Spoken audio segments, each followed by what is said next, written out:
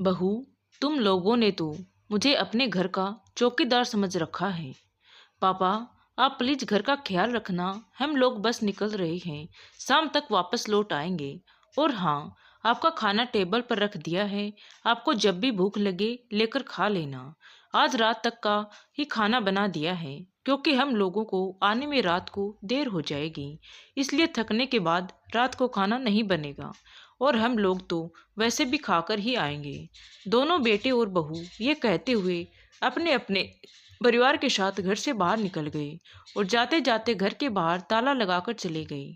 आज इन लोगों का कहीं घूमने जाने का मूड है। सुबह से शाम तक वहीं पर मौज मस्ती करने का इरादा है।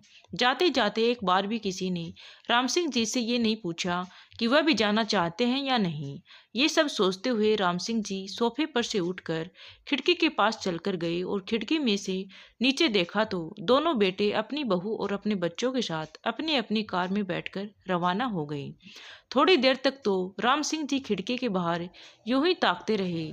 उसके बाद उदास मन से धीरे धीरे चल के डाइनिंग टेबल के पास गए और वहां पर रखे हुए खाने को खोल कर देखा तो कैसरोल में 5 रोटियां, डोंगे में पतली सी दाल और एक प्लेट में सलाद के नाम पर एक प्याज काट कर रखा हुआ था। खाने को देखते ही मन में सोचने लगे कि अभी तो सुबह के 8 ही बजे हैं और आज का पूरा दिन मुझे इसी खाने से ही निकालना है। रात को भी खाना नहीं मिलेगा। इतने से खाने में मेरा पेट कैसे भरेगा।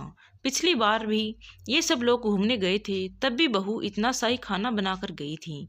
पिछली बार जब वो लोग घूमकर वापस घर आए थे, तब राम सिंह जी ने सिर्फ इतना ही कहा था कि बहू, मुझे बहुत जोर से भूख लगी है।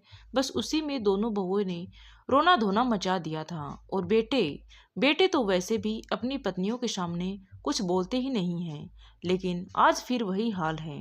राम सिंह जी ये सब सोचते हुए एक लंबी गहरी सांस लेकर अपने कमरे की तरफ आए।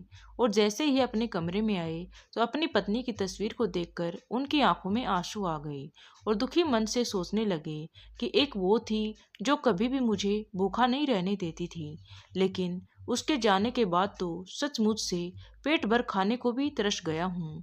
सोचा था कि रिटायर होने के बाद अपने परिवार वालों के साथ खूब घूमूंगा फिरूंगा, लेकिन यहाँ पर तो हर कोई मुझे बीमार करने में लगा हुआ है। जानता था कि हर बात के दो पहलू होते हैं, लेकिन कभी इस पहलू के बारे में तो सोचा ही नहीं था। पहले कितना घूमने फिरने का शौक था, और अब तो कितने महीना से बाहर भी नहीं निकला हूँ, क्योंकि ये लोग जब भी कहीं बाहर जाते हैं तो ताले में बंद करके जाते हैं। एक बार भी ये नहीं पूछते कि पापा, आपको भी चलना है क्या। अब तो घुटन सी होने लगी है। बाहर किसी से बात भी नहीं करने देते और खुद भी पास में बैठकर बात करना पसंद नहीं करते। जब उनका मन करता है घूमने फिरने का, तो मेरा भी मन करता होगा अपने साथियों में बैठने का। लेकिन आजकल पता नहीं क्यों दोस्तों के फोन नहीं आते और ना ही उनके फोन लगते हैं। अपने घर का चौकीदार बनाकर रख दिया है इन लोगों ने मुझे। जब हाथ पर चल रहे हैं तभी मेरी कोई कदर नहीं है, तो जिस दिन बिस्तर पकड़ लूंगा फिर उस दिन तो मुझे देखना तक पसंद नहीं करेंगे। मुझे किसी न किसी निर्णय पर पहुंचना बहुत जरूरी हो गया है। अभी राम सिंह जी ये सब सोच ही रहे थे कि तभी उनके फोन पर एक अननोन नंबर से फोन आया। जब उन्होंने फोन उठाया तो दूसरी तरफ से उनके दोस्त निर्मल जी बोल रहे थे। तभी उन्होंने कहा, और बता राम सिंह, कैसा है? बहुत दिनों के बाद तेरा फोन लगा है। अरे निर्मल, मैं तो ठीक हूँ। तू ये बता, तुझे इतने दिनों के बाद मेरी याद कैसे आई? तभी निर्मल जी ने कहा, भाई, ये पूछने के लिए किया था कि कब तक भाभी के जाने का गम मनाएगा। कुछ आगे का सोचा है कि नहीं? तभी राम सिंह जी ने कहा, मतलब? अरे यार, मतलब ये कि इस बार हम सारे दोस्त मिलकर रामेश्वर घूमने जा रहे हैं। क्या तू भी चलेगा इस बार? पिछली 2 बार भी तुम मना कर चुके हो, तो मुझे लगा इस बार और पूछ कर देख लेता हूँ, क्या पता साथ में चले। तभी राम सिंह जी ने कहा, मैंने मना किया? कब? तो निर्मल जी ने कहा, अरे पिछली बार वैष्णो देवी यात्रा पर गए थे और उससे पहले मानसरोवर यात्रा पर गए थे। तेरे फोन पर फोन लगाते हैं तो लगता ही नहीं है। आखिर मैं तेरे बेटे को ही फोन लगाया तो तेरे बड़े बेटे ने कहा कि अंकल मेरे पापा मना कर रहे हैं, क्योंकि अब उनका मेरी मम्मी के बगैर कहीं भी घूमने फिरने जाने का मन ही नहीं करता। तो इस बार मैंने किसी और नंबर से फोन लगाया तुझे कि क्या पता तेरे से बात ही हो जाए। लेकिन कमाल है कि ये नंबर तो लग गया। ये सब सुनकर राम सिंह जी हैरान रह गए, क्योंकि उन्हें तो पता ही नहीं था कि पहले भी उनके दोस्त 2 बार यात्रा पर जा चुके हैं। मतलब उनके बेटों ने उन तक ये बात पहुंचाई नहीं थी। और फिर मोबाइल भी। अरे क्या हुआ, जवाब तो दे। अचानक निर्मल जी की आवाज से राम सिंह जी होश में आए और बोले, अरे हाँ, इस बार आप लोगों के साथ जरूर जाऊंगा। कितना क्या पेमेंट देना है वह भी बता देना, मैं डिपॉजिट करवा दूंगा। तभी निर्मल जी ने कहा, अरे तू पेमेंट की बात छोड़, वो तू बाद में दे देना। अब तुझे अपने व्हाट्सएप ग्रुप में शामिल कर लेता हूँ और वही सारी डिटेल भेज देता हूँ। कम से कम तूने जाने के लिए हाँ तो की। मेरे लिए तो यही बहुत खुशी की बात है। वैसे भी हम कल ही रवाना हो रहे हैं और तेरी भी टिकट हमने पहले ही बुक करवा ली है, क्योंकि इस बार हमने सोच लिया था कि तेरे को भी साथ में लेकर ही चलेंगे। अगर तू फोन नहीं उठाता तो आज हम तेरे घर आ ही जाते।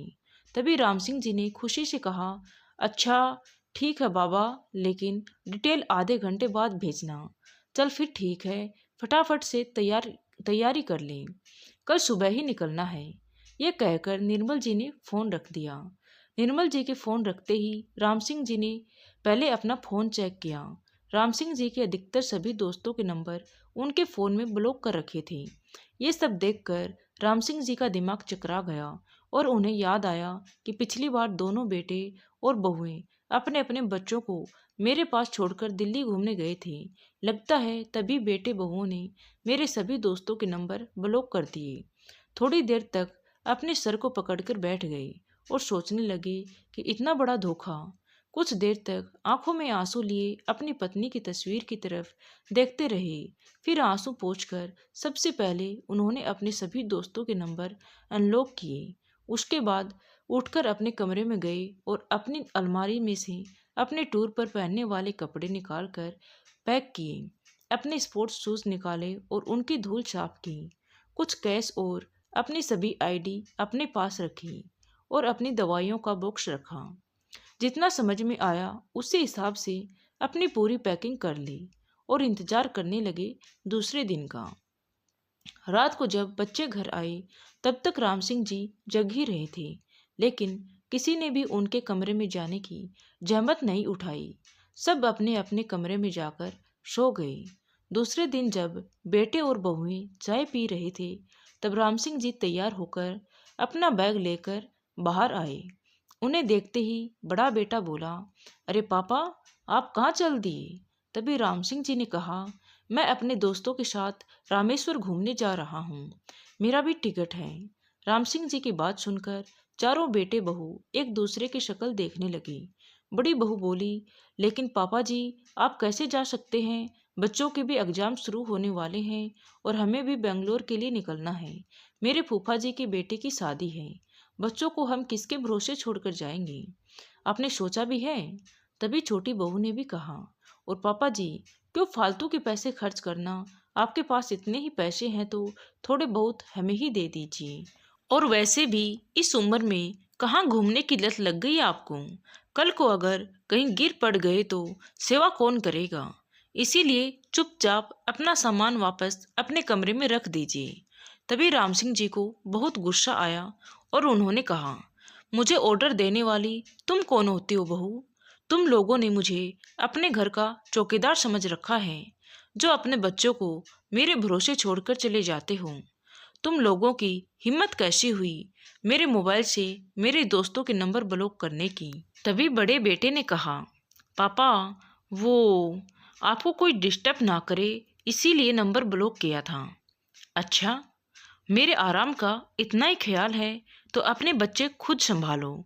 और रही बात मेरे घूमने फिरने के खर्चे की, तो वो मैं आपसे पैसे नहीं ले रहा, मेरे खुद के कमाए पैसों से कर रहा हूँ। ये सब मुझे आप सबको बताने की ज़रूरत नहीं है। ये कहकर राम सिंह जी वहाँ से रवाना हो गए और चारों बेटे और बहू एक दूसरे का मुंह ताकते रह गए। आशा करती हूँ दोस्तों ये कहानी आपको अच्छी लगी होगी। अच्छी लगी हो तो प्लीज़ वीडियो को लाइक करें और चैनल पर नए हैं तो चैनल को सब्सक्राइब करें। Thank you.